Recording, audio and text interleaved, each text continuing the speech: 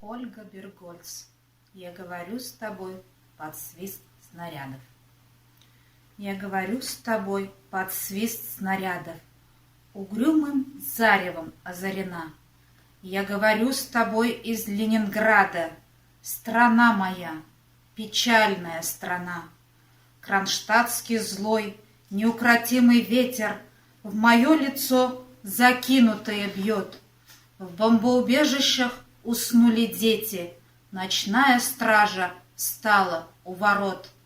Над Ленинградом смертная угроза, бессонной ночи тяжек день любой. Но мы забыли, что такое слезы, что называлось страхом и мольбой. Я говорю, нас, граждан Ленинграда, не поколеблет грохот канонад, и если завтра будут баррикады, мы не покинем наших баррикад. И женщины с бойцами встанут рядом, и дети нам патроны поднесут, и надо всеми нами зацветут старинные знамена Петрограда.